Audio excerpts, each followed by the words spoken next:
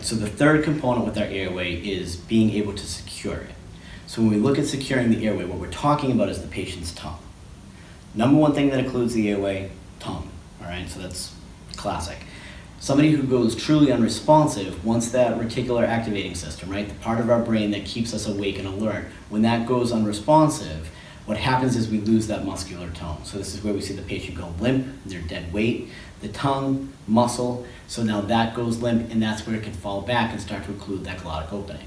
So it's not that we swallow the tongue, but now as the tongue falls back, it hits that epiglottis with that piece of cartilage, and now that can now either partially or fully occlude that glottic opening. Remember, our glottic opening is that division between the upper and lower airway.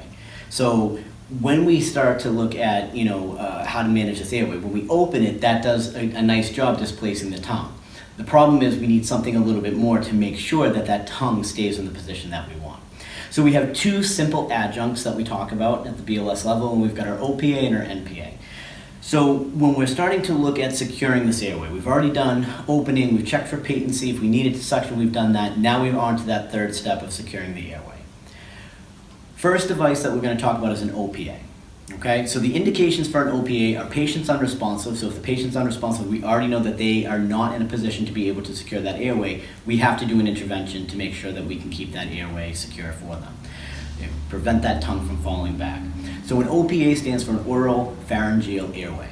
Okay, so the OPA, simple adjunct, and what it means by that is it sits above the glottic opening, so it's non-invasive. We're not passing anything into the trachea. So, there's a couple different ways of sizing it. Your book will talk about going from, the middle of the mouth to the angle of the jaw. The other way is from the corner of the mouth to the tip of the ear. To keep everything nice and consistent, we try to always just have one way instead of teaching you 3 different ways of how to do everything. So the way that we're going to teach you is we're going to teach you from the corner of the mouth to the corner of the ear, and we're looking for this to be able to sit appropriately. So we're measuring from that corner to the tip of the ear, and the reason that we're doing that is this is the measurement from where, when we place this part here is what we call the flange, and we can see that it's got a fenestration.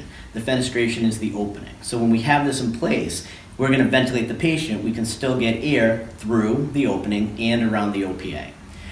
So when this flange sits, when we see how this sits, it sits flush to the lips. So when this piece is at the lips, and that's partly why we measure from there, we're looking to just go and be able to secure that tongue from falling back.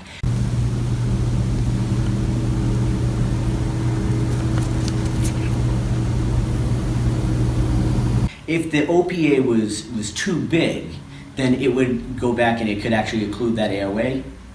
If it's too small, it's not going to do the job intended. So if we incorrectly size it and it's too small, now the tongue could still fall back because it wouldn't be able to hold it in place.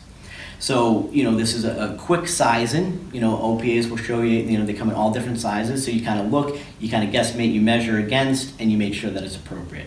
Again, you want to make sure, as best we can, we get it as accurate as we can. A little bit bigger, a little bit smaller. If they fall in between sizes, you've got to make a good clinical judgment as to what you think is going to be best for the patient.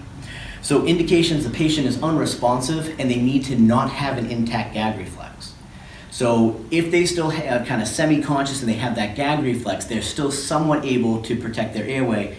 That would not, we would have a contraindication, we would have to move on to our NPA. So indications the patient is unresponsive, no gag reflex. So if you start to insert it and they start to gag, dry heave, you would remove this. This would not be an appropriate device, okay?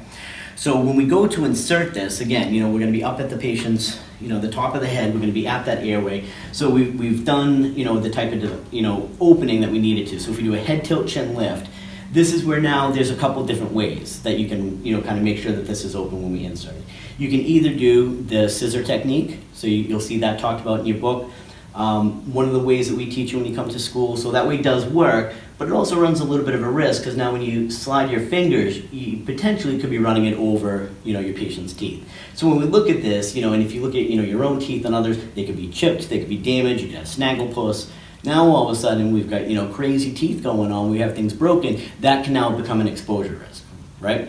So one of the ways that we'll kind of teach you is kind of this, what we call like a tongue jaw lift. This is where now I've already sized my OPA, I can kind of use it almost as a bite block.